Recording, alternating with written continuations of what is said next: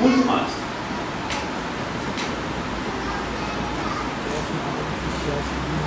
Aí a Avenida Marco Lima Cabral, calcule uma das principais da cidade. A água deve ter chegado aos 2 metros, 2,5 metros, mais ou menos, aí próximo da antiga estação ferroviária, que agora é o terminal, né? Terminal urbano. Notem aqui na cabeceira da ponte, ali na antiga Chevrolet. Note a quantidade de material carreado das outras regiões do vale e que entulharam o vale. Note o que sobrou daquele veículo que aí está. Nossa. E às vezes o único meio de transporte era esse. Aí dá uma ideia que sobrou, né?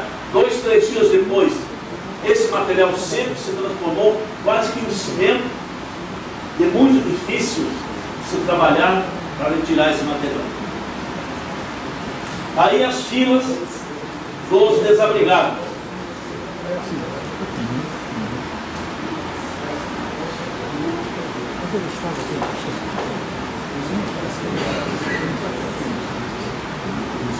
Enormes quantidades de filas, porque praticamente a população toda foi atingida.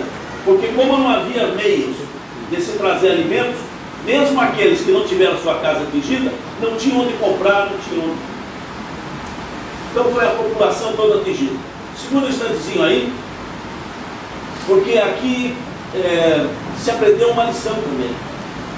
Nós vimos que alguns segmentos sociais que eram mais privilegiados da população, como advogados, médicos, eles eram muitas vezes colocados em situação constrangedora nessas filas.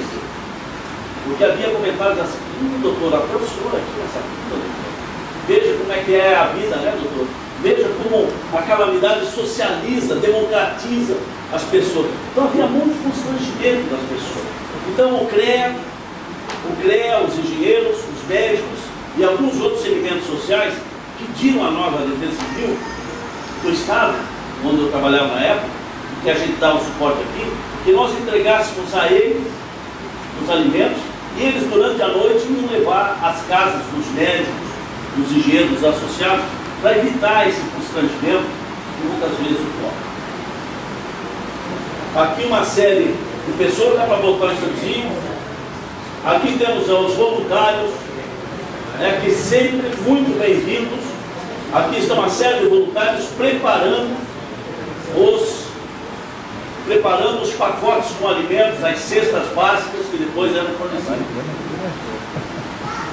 Logo após a ocorrência dessa fase principal, dessa fase de resposta, começaram então aí as tarefas de reabilitação, início da reconstrução, a retirada dessa enorme quantidade de material. Aí estão as indústrias procurando novamente voltar à sua vida normal, ao seu cotidiano. A chegada de donativos, próximo. Mais colchões e donativos.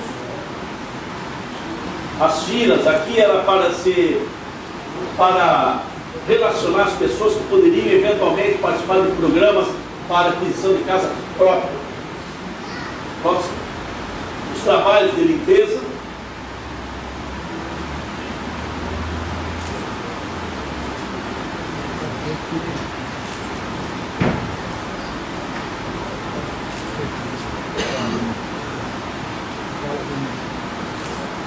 E aqui uma série de informações dos jornais. E eu pediria aqui um espaço também, porque vamos nos lembrar que em 74 a gente vivia um momento todo especial de exceção no regime democrático brasileiro. Era o tempo da Revolução, fazia 10 anos da Revolução. E havia um controle muito grande sobre a imprensa. E aqui, nos jornais de Tubarão, havia 2 jornais que mantiveram o espírito crítico e que foi assim que autoridades, porque viam no trabalho da imprensa um fator muito importante para a informação da população, para a orientação da população e para a transparência do que está sendo feito. Então, os jornais estariam o prefeito na época, doutor Timóteo Sergipe, novinho. Nós,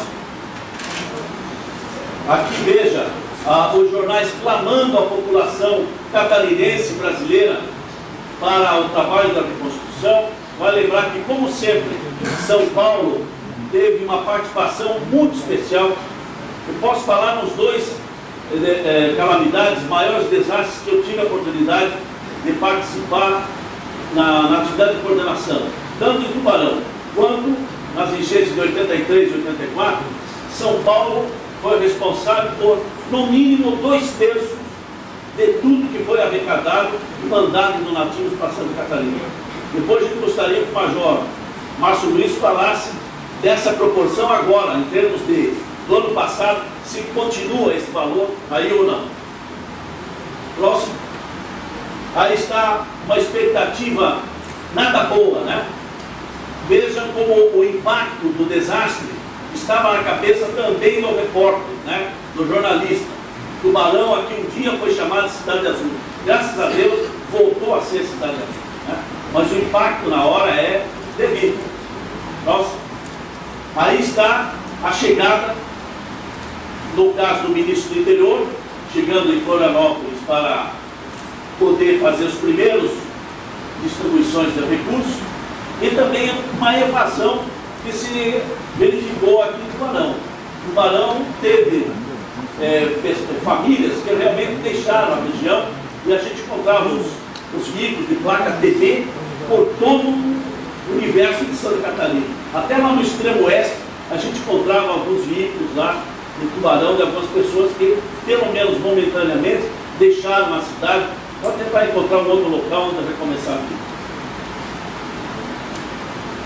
O grande problema da reconstrução, que o Major Márcio Luiz também convive nessa questão, é aquela história de o dinheiro é um saco sem fundo, nunca existe o dinheiro suficiente e nunca existirá suficiente. Não vamos nos iludir, ninguém vai receber, pelo menos não nós aqui no Sul, né?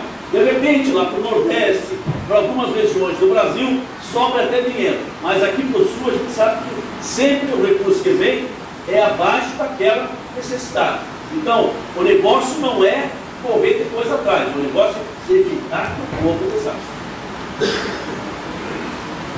E aí, um ano depois, uma reportagem que foi feita também, em que, já melhorada, pode ver que voltou à vida normal da cidade, mas ela ainda sofria com algumas mezelas, com alguns problemas decorrentes daquela grande inundação. Mas vejam a importância da imprensa em todo esse processo. Bem, lições aprendidas. A primeira lição foi na área da saúde pública, a área do nosso prefeito.